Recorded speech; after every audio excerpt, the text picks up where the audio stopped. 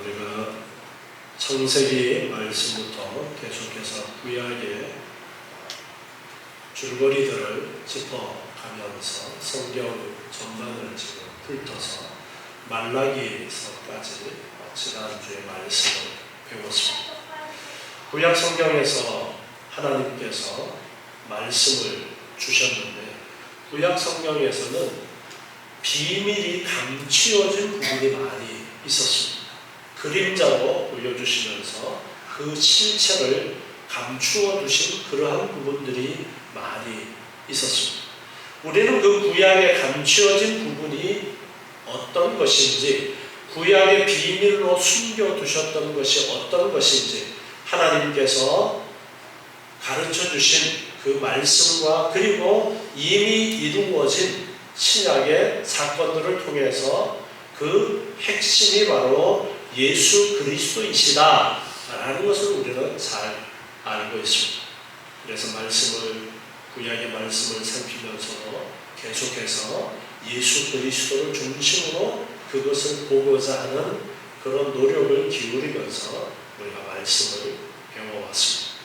하나님께서는 세상을 만드시고 그 중에서 아주 특별한 존재로서 사람을 만드셨습니다. 그 사람은 하나님의 형상을 따라 지은 아주 특별한 존재로서 하나님께서 다스리는 그 세상의 일부를 다스리도록 우리에게 그러한 직책을 맡겨주셨고 또한 권능을 허락하신 것이 처음 사람 아담과 하와를 창조하시고 그 아담과 하와에게 주신 명령이었습니다. 그러나 인간은 하나님의 명령을 거역하고 타락함으로 말미암아 죄악이 인간을 주장하게 되어지는 그러한 상황 가운데 있게 되었습니다. 그러나 하나님께서는 지으신 사람을 위해서 또한 귀한 계획을 가지고 계셨고 그 놀라운 계획의 비밀은 예수 그리스도라는 것을 성경은 우리에게 가르쳐주고 있습니다. 오늘 이제 신약의 말씀을 시작해서 신약 말씀을 오늘부터 살펴볼 텐데 신약 성경 마태복음 1장 1절에 있는 이 말씀을 시작으로 이제 감추어졌던 비밀이었던 예수 그리스도가 오신 이후 그 비밀이 하나씩 열려지는 그러한 신약 시대의 예수 그리스도의 오심이라는 그 사건을 살펴보고 그 가운데 우리를 향하신 하나님의 놀라운 계획과 뜻을 배워나가기를 원합니다. 오늘 제목은 약속대로 오신 예수라고 정했습니다. 예수님께서 이 땅에 사람이 되어서 오셨습니다. 원래 예수님은 하나님의 아들이시고 하나님이셨습니다. 그 하나님이 하나님의 형상을 따라 지은 인간이 비록 타락했지만 그 인간을 그냥 그대로 멸망의 길로 내버려두지 아니하시고 하나님의 이미 창세전에 가지고 계셨던 계획대로 우리를 하나님의 자녀 삼으시려는 놀라운 계획이 있으셔서 하나님이신 하나님의 아들 예수님이 사람의 몸을 입고 이 땅에 오신 엄청난 사건이 있었는데 그런데 그것은 이미 구약의 하나님께서 여러 번 반복해서 약속하셨던 그 일이 이루어진 것이었습니다. 특별히 마태복음 1장 1절은 그것을 아브라함과 다윗의 자손 예수 그리스도의 세계라 이렇게 시작하면서 예수님이 왕으로 오신 부분을 특별히 더 부각을 시키면서 마태복음을 기록을 했습니다.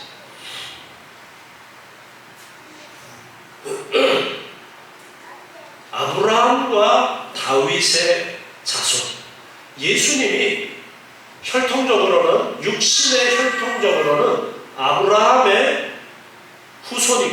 그리고 다윗의 자손으로 이 땅에 오셨다라는 것을 특별히 이야기를 하고 있습니다. 하나님께서 그리스도를 보냄하고 약속하신 대로 하나님께서는 다 이루어 주셨습니다. 그리스도를 중심한 하나님의 언약은 아브라함과 다윗에게 이미 주셨던 약속이었습니다. 창세기 12장 3절 말씀을 보시면요, 하나님이 아브라함을 부르시고 아브라함에게 약속을 주시는 그 내용이 기록이 되어져 있습니다. 너를 축복하는 자에게는 내가 복을 내리고, 아브라함을 두고서 말씀하시는 거예요. 너를 저주하는 자에게는 내가 저주하리니 땅의 모든 족속이 너를 인하여 복을 얻을 것이다. 모든 족속이 아브라함을 인해서 복을 얻을 것이다 라는 그 약속을 아브라함에게 주셨어요.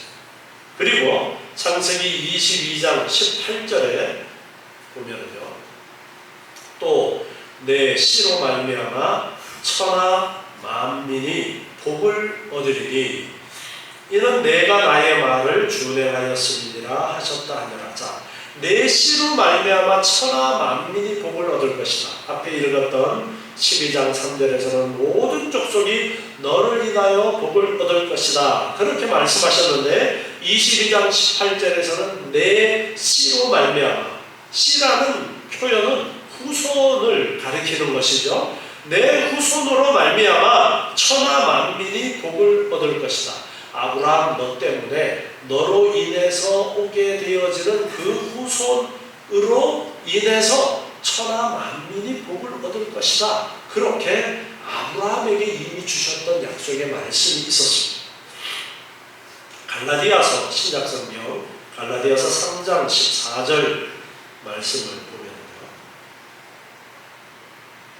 이는 그리스도 예수 안에서 아브라함의 복이 이방인에게 미치게 하시고, 자, 아브라함의 복이라는 것은 아브라함이 복의 근원이 되어서 아브라함으로 말미암아 모든 족속이 복을 받고 내 후손으로 말미암아 천하 만민이 복을 얻을 것이다 라는 그 말씀을 이야기하는 거예요.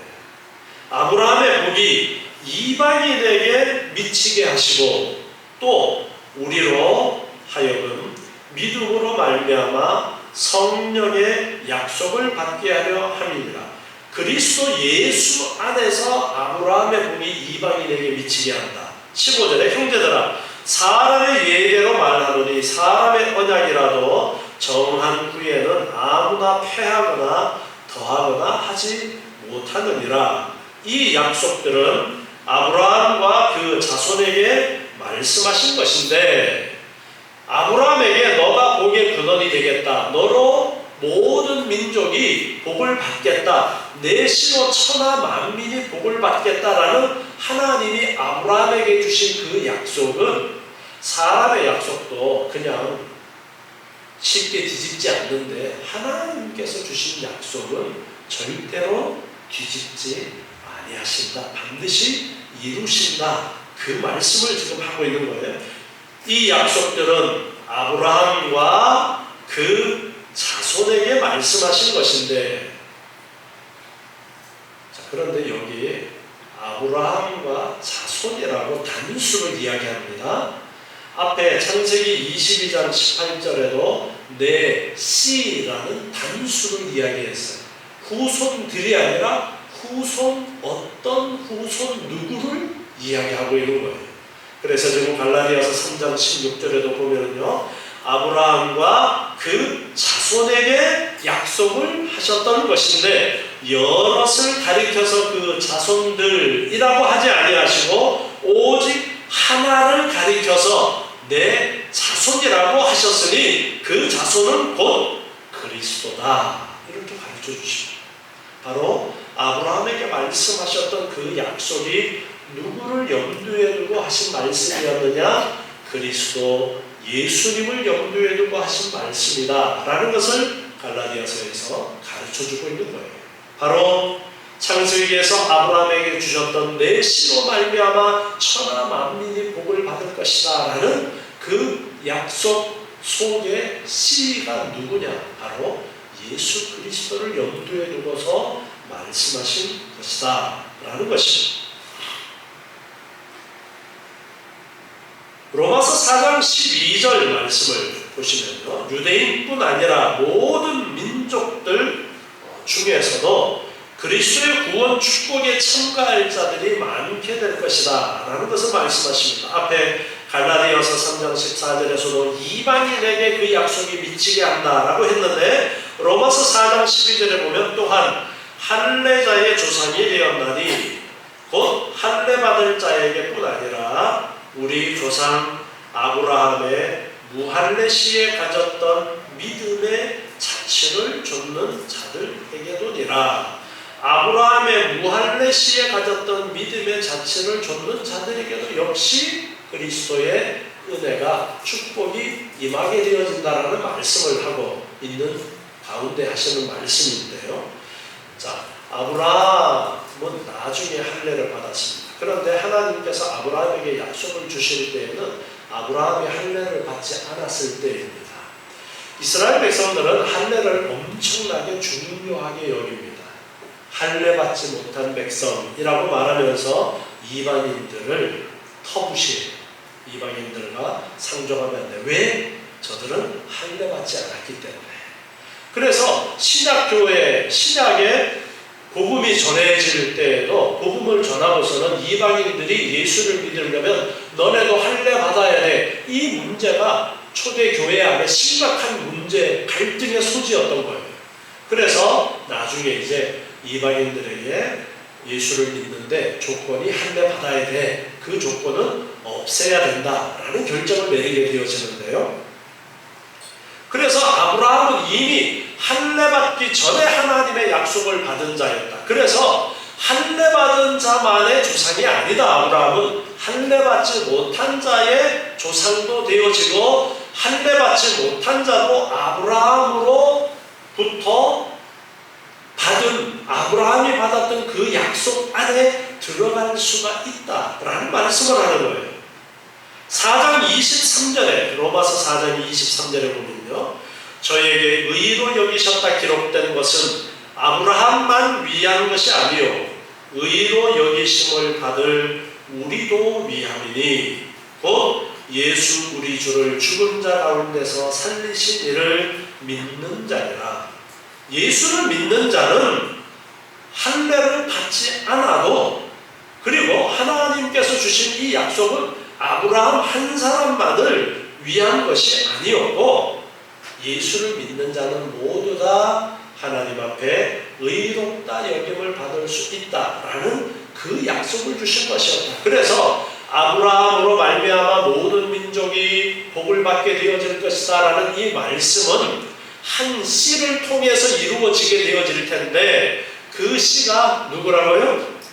예수 그리스도다. 그래서 예수님을 통해서 모든 민족에게 축복이 임하게 되어질 텐데, 예수 그리스도를 믿는 자는 누구든지 그 축복 안에, 아브라함에게 약속하셨던 그 축복 안에 들어갈 수 있다라는 것이 이제 예수 그리스도를 통해서 이루어진 것입니다. 이처럼 아브라함에게 약속하셨던 대로 예수님께서 이 땅에 오신 것입니다.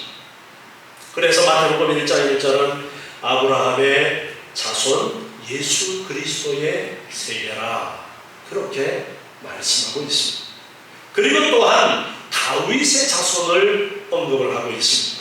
다윗에게도 메시아 언약을 주셨어요.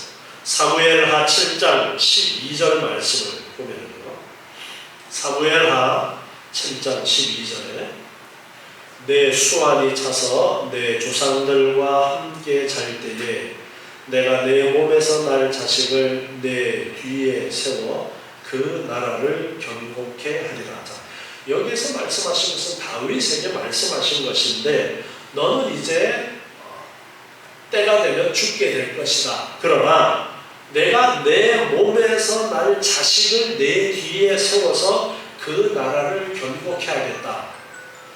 1차적으로 이 말씀은 사울이 원래 첫 번째 왕이었죠.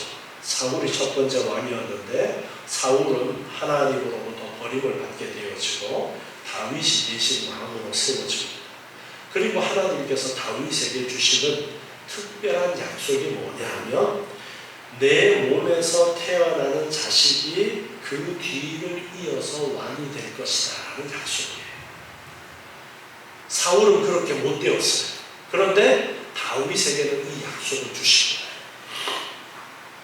그래서 다윗의 뒤를 이어서 계속해서 이제 다윗의 후손들이 왕이 될 것이다 라는 그 축복을 주시는데 이 축복의 약속 속에 다윗의 후손으로 오실 예수 그리스도를 염두에 두고서 하나님께서 이 약속의 말씀을 하십니다. 그 밑에 이제 13절에 내려가서 보니까요. 저는 내 이름을 위하여 집을 건축할 것이요. 이것은 솔로몬에 대해서 지금 말씀하고 있는 것이죠. 나는 그 나라 위를 영원히 견고케 하겠다. 자, 그 왕의 자리를 영원토록 견고하게 하겠다 말씀하십니다. 나는 그 아비가 되고 그는 내 아들이 되리니 저가 만일 죄를 범하면 내가 사람 막대기와 인생 채찍으로 징계하려니와 내가 내 앞에서 패한 사울에게서 내 은총을 빼앗은 것 같이 그에게는 빼앗지 아니하리라. 비록 다윗의 후손이 범죄했다 할지라도 하나님께서 그 왕의 자리를 빼앗지는 않고 단지 징계하시겠다라는 말씀을 하고 있습니다. 내 집과 내 나라가 내 앞에서 영원히 보존되고 내 위 왕의 자리가 영원히 견고하리라 하셨다 하라. 자, 왕의 자리가 영원히 내 후손이 영원히 그 왕의 자리를 차지하게 될 것이다 라는 약속을 주셨어요. 자, 그런데 우리가 구약에 배웠잖아요. 다윗의 후손이 왕이 된 그 나라가 계속 되어졌어요? 끊겼어요? 끊겼죠.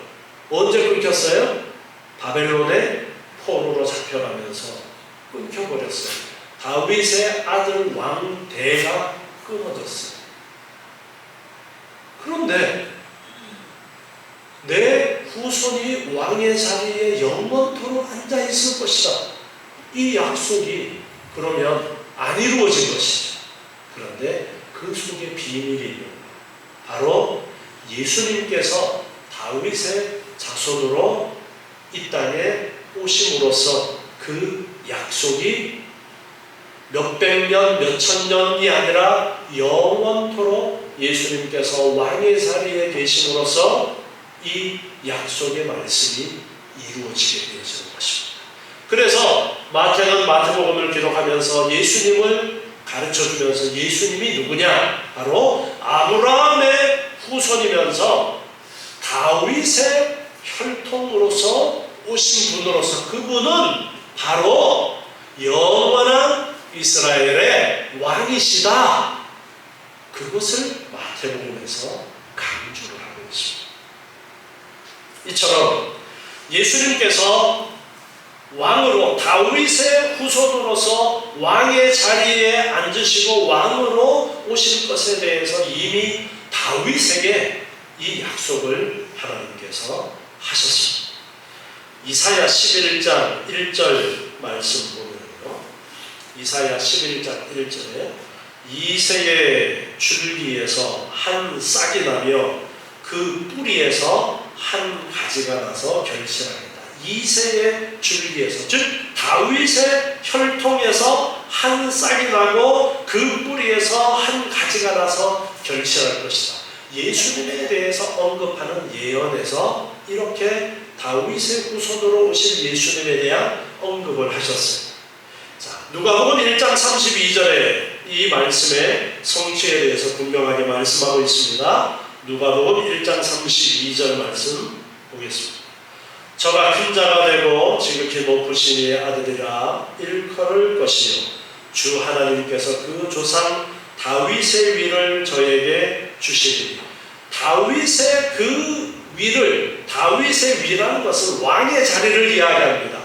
다윗의 자리를 그에게 주실 것인데 영원히 야곱의 집에 왕노로 타실 것이며 그 나라가 무궁하리라. 그 나라가 영원할 것이다.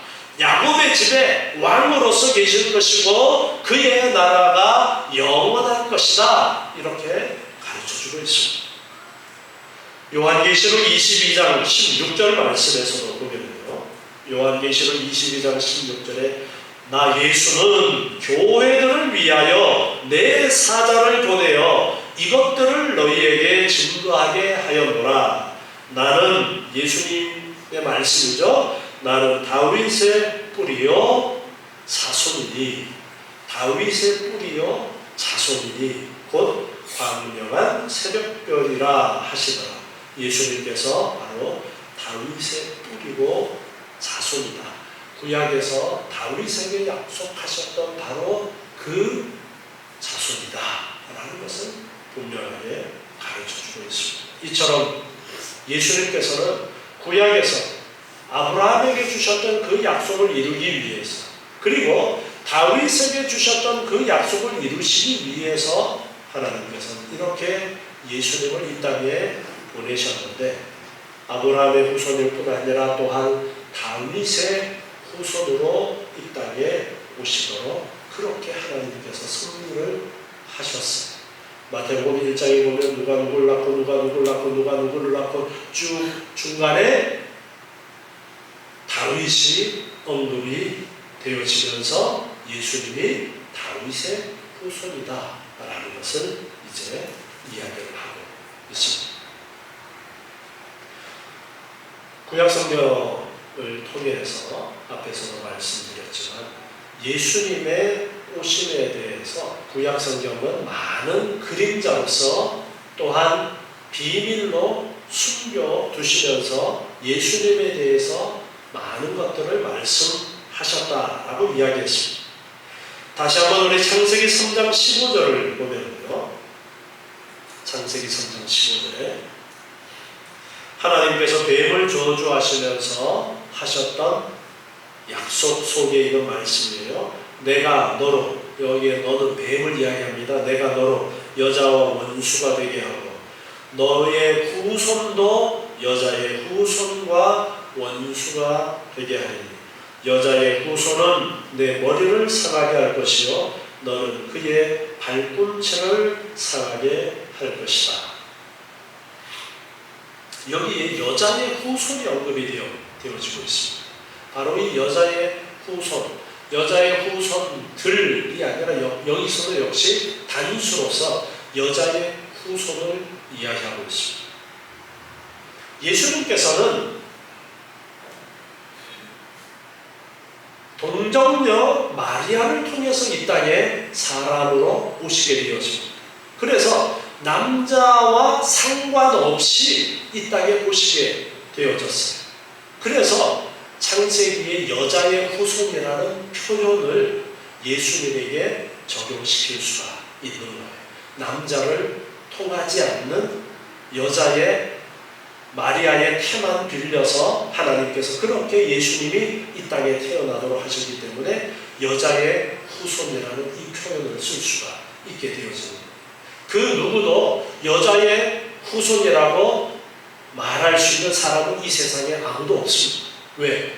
남자와 여자의 일반적인 생육법을 통해서만 사람이 태어나기 때문에 그렇습니다. 그러나 마리아는 남자를 가까이 하지 않은 동정녀, 처녀의 몸을 하나님께서 성령으로 잉태되도록 하셔서 이 땅에 오도록 그렇게 하셨기 때문에 예수님은 여자의 후손, 그렇게 말할 수가 있습니다.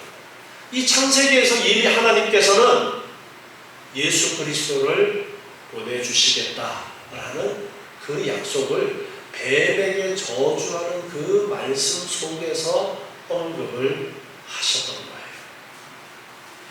그리고 우리가 바벨론의 포로로 잡혀갔다가 하나님께서 첫 번째로 성전을 재건하도록 하셨던 역사를 배웠습니다. 성전을 재건하는 것이 누구의 노력에 의해서 되었습니까?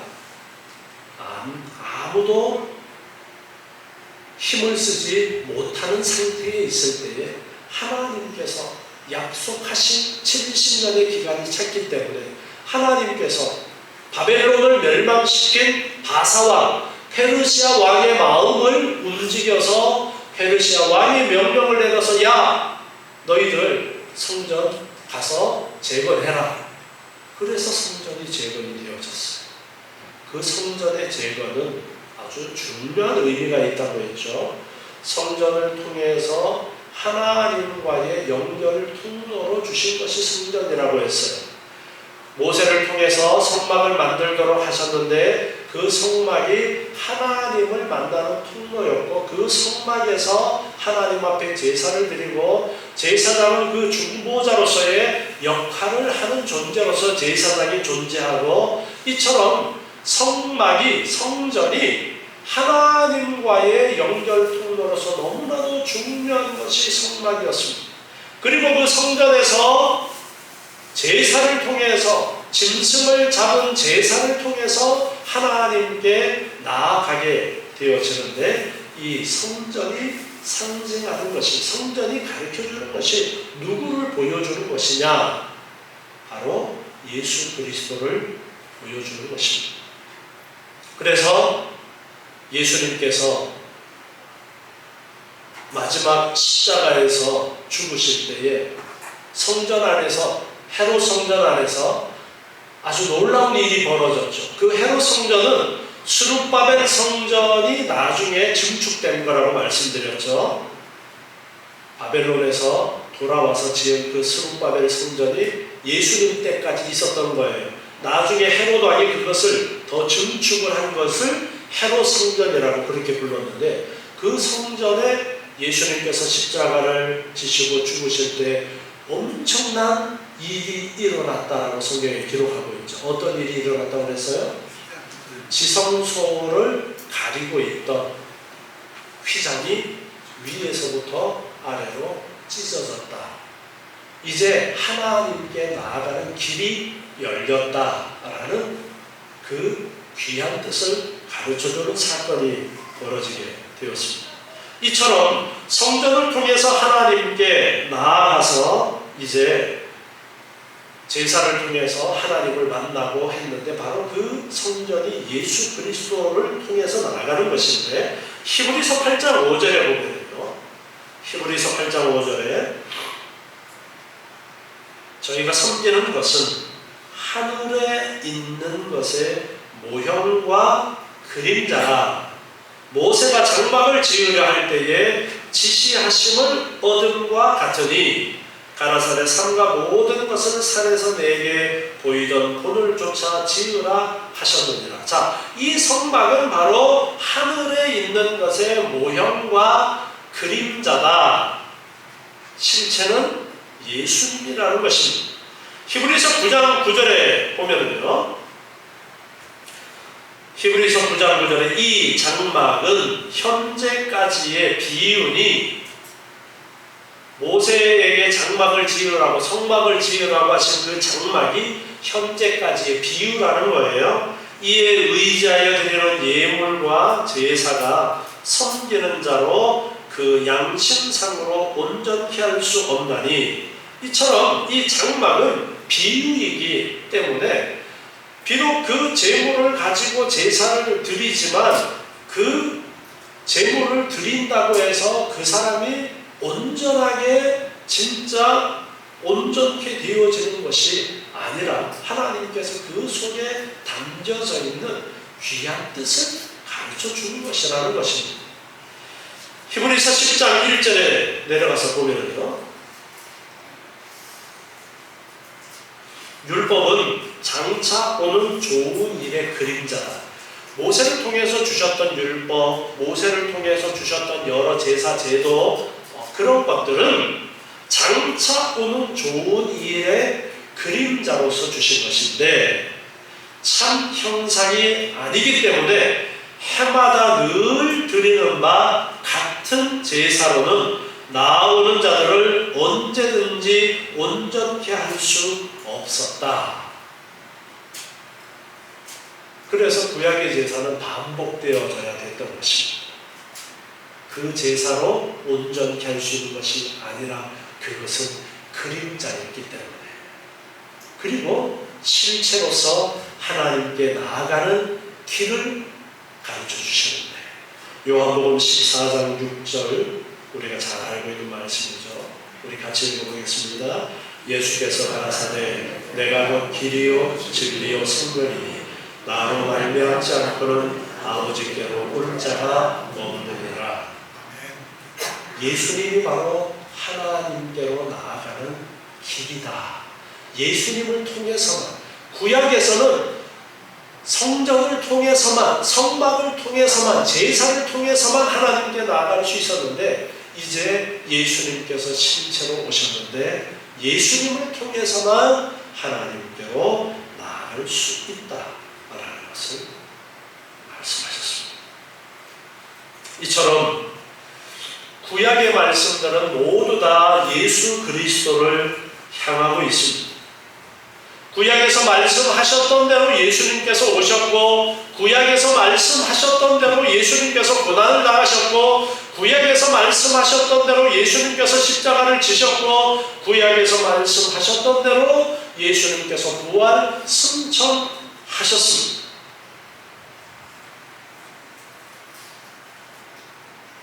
이제 예수님께서는 또 하나의 약속을 우리에게 주셨습니다.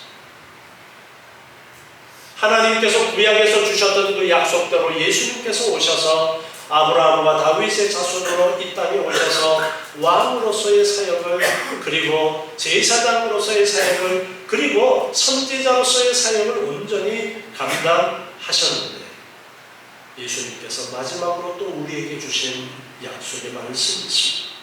사도행전 1장 7절부터 말씀을 보시면요, 사도행전 1장 7절에 가나사대 때와 기하는 아버지께서 자기의 권한에 두셨으니 너희의 알 바가 아니다. 오직 성령이 너희에게 임하시면 너희가 권능을 받고 예루살렘과 온 유대와 사마리아와 땅 끝까지 이르러 내 증인이 되리라 하십니다. 이 말씀을 마치시고 저희 보는 데서 올리워 가시니 구름이 저를 가리고 보이지 않게 하더라. 자, 우리에게 분부하신 명령은 복음을 증거하라 라는 명령을 우리에게 남기셨습니다. 10절에 보니까 올라가실 때에 제자들이 자세히 하늘을 쳐다보고 있는데 흰옷 입은 두 사람이 저희 옆에 서서 가로되 갈릴리 사람들아 어찌하여 서서 하늘을 쳐다보느냐.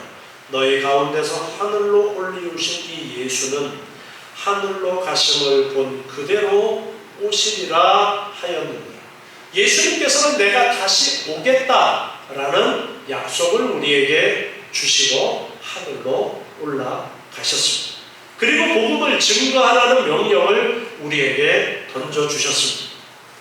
마태복음 25장 31절에 보면은 마지막 때에 예수님께서 다시 재림하실 때에 말씀을 하시는데, 인자가 자기 영광으로 모든 천사와 함께 올 때에 자기 영광의 보좌에 앉으리니 모든 민족을 그 앞에 모으고 각각 분별하기를 목자가 양과 염소를 분별하는 것 같이 하여 양은 그 오른편에 염소는 왼편에 그리라. 지난 시간에 말라기서 마지막을 배우면서 하나님께서 심판하실 것, 최후 심판에 대한 언급도 했었는데요, 이처럼 예수님께서 다시 오셔서 심판하실 것을 약속을 하셨습니다. 요한계시록 1장 7절 말씀에 보면요, 볼지어다 구름을 타고 오시리라. 각인의 눈이 그를 보겠고 그를 찌른 자들도 볼 터이요 땅에 있는 모든 민족이 그를 인하여 애곡하리니 그러하리라. 아멘. 예수님께서 구름 타고 다시 오신다라는 것을 분명하게 약속하시고 있습니다. 우리는 성경을 구약, 신약 그렇게 부릅니다. 예전에 주셨던 약속, 새롭게 주신 약속. 약속의 말씀이에요. 그 약속의 말씀이, 구약의 말씀이 신약에 분명하게 이루어진 것을 봅니다. 그리고 구약에서 아직 이루어지지 않은 약속, 그것은 바로 예수 그리스도의 재림과 심판에 대한 약속이고, 신약에서 또한 새롭게 주신 약속도 예수 그리스도의 재림과 심판에 대한 약속이 남아 있습니다. 성경의 이 약속은 분명하게 이루어졌고, 그리고 분명하게 이루어질 것입니다.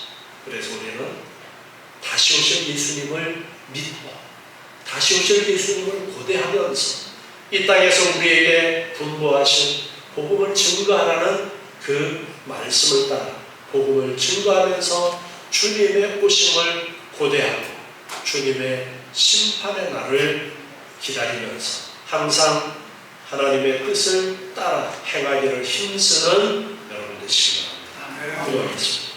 하나님 감사합니다. 약속을 주시고 그 약속을 분명히 이루시는 아버지 하나님, 예수님을 약속대로 이 땅에 보내주셨고 또한 예수님께서 다시 오실 것을 약속하셨고 역시 그 약속대로 분명히 오심을 믿습니다. 저희의 믿음이 흔들리지 않도록 도와주시옵고 다시 오실 예수 그리스도를 고대하면서 주님께서 분부하신 명령을 따라 이 땅에서 주의 귀한 복음을 증거하기에 힘쓰는 저희들 되게 도와주시옵소서. 날마다 우리의 삶 속에 살아계신 하나님을 인정하면서 주의 귀한 말씀을 이루어가는 저희들의 삶이 되도록 주님 축복해 주시옵소서. 날마다 하나님의 사랑과 은혜를 알기에 더욱더 감사와 기쁨이 넘치는 삶을 살아가는 저희의 삶이 되게 도와주시옵소서. 예수님의 이름으로 기도드리옵나이다.